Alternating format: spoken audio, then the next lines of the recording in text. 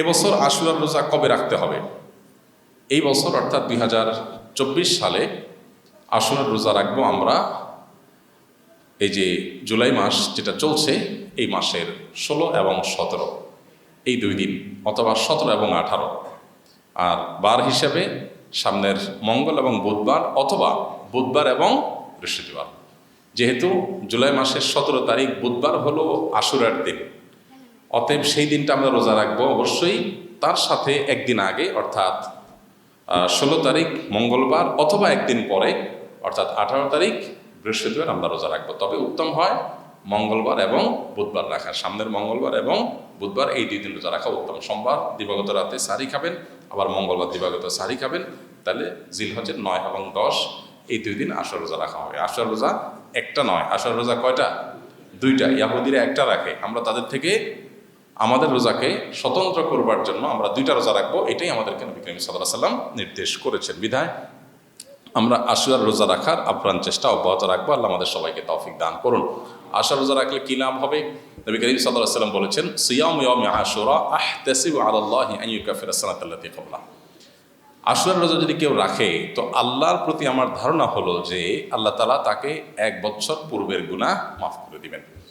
এই জন্য আশুরা রোজা রাখার আপ্রাণ চেষ্টা অব্যাহত রাখবো। নবী সাল্লাল্লাহু আলাইহি ওয়াসাল্লামের গুরুত্বপূর্ণ একটি সুন্নাহ, যেটা বছরে একবারই রাখার সুযোগ আসে। নারী পুরুষ সবাই প্রত্যেকে যার যার জায়গা থেকে আমরা রোজাটা রাখবো।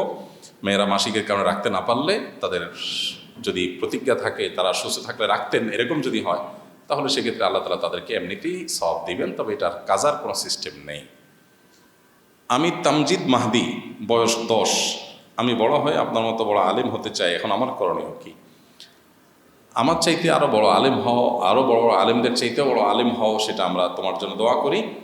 আর বড় আলেম হওয়ার জন্য বা ভালো মানুষ হওয়ার জন্য, ভালো মুত্তাকি হওয়ার জন্য আমাদের কিশোরদের সবচেয়ে গুরুত্বপূর্ণ বিষয় হলো স্মার্টফোন, মোবাইল, কম্পিউটার, তারপরে বিভিন্ন ডিভাইস, এগুলো থেকে দূরে থাকার প্রতিজ্ঞা করতে হবে। একান্ত প্রয়োজন ছাড়া, মা বাবার প্যারেন্টসদের তত্ত্বাবধান ছাড়া এগুলোর ধারে কাছে যাওয়া যাবে না। এই যুগে আমাদের ছেলে মেয়েদের ধ্বংসের সবচেয়ে বড় মাধ্যম হল এটি। আমি সবসময় বিভিন্ন সময় আমার বিভিন্ন বক্তব্যে কথা প্রসঙ্গে আপনাদের জানিয়েছি, অন্যদেরকে উৎসাহ দেবার জন্য, যে আমার পরিবারে আমার ছেলে মেয়েদের আলহামদুলিল্লাহ আমি ডিভাইস মুক্ত রাখি। তাদেরকে ডিভাইসে আমরা আসক্ত করিনি, এবং তারা আসক্তও না। তারা ডিভাইস এমন না যে চায় আর আমরা দেই না, এরকম না। তারাও চায় না। কেন চায় না?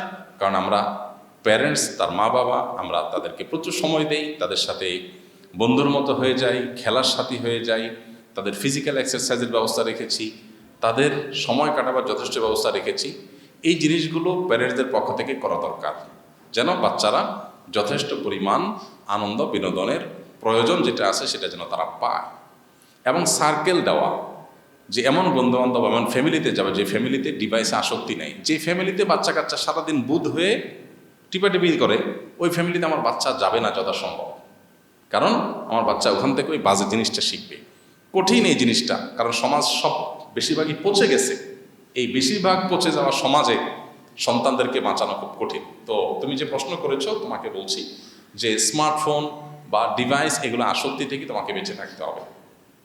নিজের মা বাবার সাথে 5 ওয়াক্ত নামাজ, দিনদারি, ভালো কাজগুলো করবে, এবং আম্মা আব্বুকে বলবে ভালো দক্ষ একজন নয় বরং একাধিক 2-3 জন আলেমের সাথে পরামর্শ করে তারপরে তোমার পড়ালেখার রুট প্ল্যান যেন ঠিক করে। আর এখন থেকে আল্লাহর কাছে দোয়া করতে হবে, আল্লাহ তুমি আমাকে তোমার কোরআন হাদিসের ইলম দান করো, মুত্তাকিদের ইমাম বানায় দাও। সূরা ফুরকানের 74 নম্বর আয়াত পড়তে হবে, মা বাবাকে দিয়ে পড়াতে হবে, এবং ভালো ভদ্র ছেলেদের সাথে উঠা বসা করতে হবে। এই বয়সের আমাদের ছেলেমেয়েরা 10 থেকে 15 বছরের মধ্যে আমরা দেখি বাচ্চারা প্রচুর পরিমাণ নষ্ট হয়ে যায়, সমাজটা সেদিকে চলে যাচ্ছে। তো এটার বিপরীত স্রোতে যারা চলার চেষ্টা করে, সেই ফ্যামিলিগুলোর সাথে উঠা বসা, সে বাচ্চাদের সাথে উঠা বসা করার চেষ্টা করতে হবে। শিক্ষা প্রতিষ্ঠান, পরিবেশটা অনেক গুরুত্বপূর্ণ। যেখানে গুনাহ হয়, পাপ হয়, যেখানে হারামের সংস্রব আছে, সেখান থেকে বেঁচে থাকার চেষ্টা করতে হবে। তো ছোট মানুষ হিসাবে তুমি নিজের চেষ্টা করবে, আর বেশিরভাগই তোমার অভিভাবকের কাজ তাদেরকে কোনো আলেমের সাথে ট্যাগ করে দিবে, আর নিজে দোয়া করতে থাকবে। আশা করে যে আল্লাহ তাআলা বড় মানুষ করবেন ইনশাআল্লাহ। আমার বাচ্চার বয়স 7.5 বছর। সে বর্তমানে একটি কওমি মাদ্রাসায় 1ম শ্রেণীতে পড়ছে। তাকে আগামী বছর আপনার মাদ্রাসা মূল ক্যাম্পাসে ভর্তি করানোর নিয়ত করেছি। এখন আমার করণীয় কি? আমাদের মাদ্রাসা ভর্তি করার জন্য নভেম্বর ডিসেম্বরের দিকে মাদ্রাসায় যোগাযোগ করবেন, যাবেন। এবং আমরা সাধারণত উপরের দিকে, মাঝখান থেকে, বাহির থেকে বাচ্চা ভর্তি করি না, কোটা খালি না থাকলে নিচের দিকে শুধু ভর্তি নেওয়া হয়। বিধায় আপনি চেষ্টা করতে পারেন নভেম্বর ডিসেম্বরে মাদ্রাসায় ডাইরেক্ট সরাসরি যোগাযোগ করতে হবে।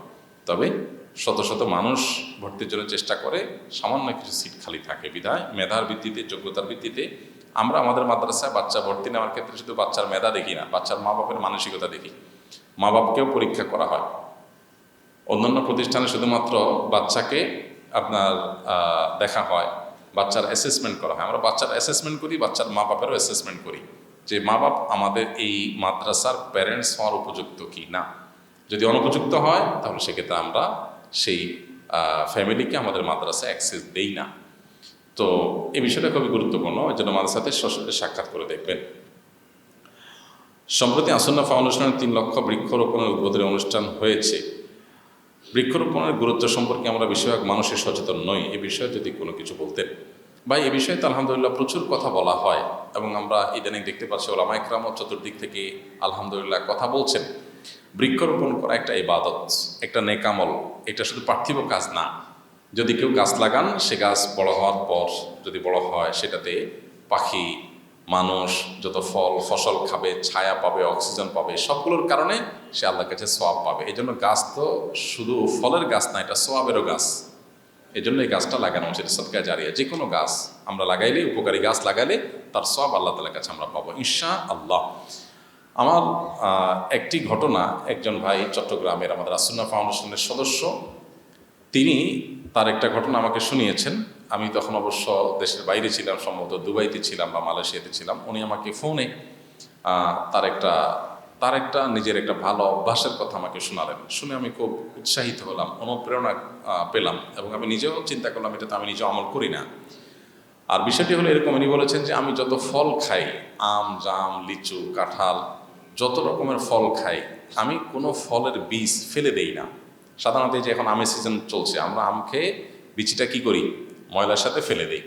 তো উনি বলেছেন যে আমি এই বিচিগুলো ফেলি না। যে কোনো খাবার খাই, আমার সাথে একটা পলিথিন ব্যাগ কিছুটা থাকে, ওইটাতে আমি বিচিগুলো রেখে দিই। এবং গায়ে দিয়ে যখন যেতে থাকি, ডানে বামে রাস্তার ধারে কাছে সুন্দর মাটি টাটি আছে, এরকম জায়গায় বিচিগুলো আমি ফেলে দিতে থাকি, ফেলতে ফেলতে যেতে থাকি। তো আমার উদ্দেশ্য যে আরেকজনের গাছ, পথ বা রাস্তার ধারে আমি যদি 10টা, 20টা, 50টা, 100টা বীজ ফেলি, তাহলে এখান থেকে যদি একটা গাছও টিকে যায় আর এটা বড় হয়, তো আল্লাহর কাছে আমি একটা সওয়াব পেতে পারি। তো আমি তার এই চিন্তাটা দেখে অবাক হলাম যে এটা তো আমিও এভাবে ভাবি নাই। খুবই শুদ্ধ এবং সুন্দর একটি চিন্তা, আলহামদুলিল্লাহ। আমরা একটু চেষ্টা করলেই এই ধরনের ভালো কাজগুলো করতে পারি। আল্লাহ আমাদেরকে তৌফিক দান করুন। এই জন্য যে সমস্ত বীজ আমরা খাবো, সেই বীজগুলো আমরা সংরক্ষণ করার চেষ্টা করব। আমরা মুসলমানরা বীজের গুরুত্ব বুঝি না। গোটা পৃথিবীতে যত খাদ্য উৎপাদন হয় সব থেকে হয়, এই মেজরিটি বীজ থেকেই হয়। আপনি কলম বলেন, অন্য যত সিস্টেম আছে, এগুলোর মূলে গেলে বীজ, বীজ ছাড়া তো ওই কলমও আসে নাই। তো এই জন্য বীজ সংরক্ষণ করা খুবই গুরুত্বপূর্ণ একটা কাজ। আমরা এই বীজের ব্যাপারে বেশিরভাগ মানুষই উদাস, এই উদাস থাকা আমাদের উচিত না। বিশেষ করে বৃক্ষরোপণের যে কাজ, এই কাজের জন্য আমাকে আল্লাহ জায়গা দেন নাই, আমি জমি নাই, নিজস্ব বৃক্ষ লাগাতে পারি নাই। আমি যে ফলগুলো খাচ্ছি, এগুলোর বীজগুলো যদি মানুষের জমিতেও ফেলে দিয়ে যাই, তার প্রয়োজনে সে যদি কেটে ফেলে গাছ হওয়ার পর ভিন্ন কথা, কিন্তু 2-4টাও যদি টিকে যায়, জায়গা মতো পড়ে, সব বীজ যে গাছ হবে তা না। যদি কিছু গাছ হয় আর 2-1টাও টিকে যায়, তাহলে আল্লাহর কাছে এটা আমার সওয়াব, একটা গাছ হয়ে গেল। কবরে গেলে এটা সওয়াব, যতদিন গাছ থাকবে আমি পেতে থাকবো ইনশাআল্লাহ। তো এই অভ্যাসটা আমরা করতে পারি। আল্লাহ আমাদেরকে তৌফিক দান করুন।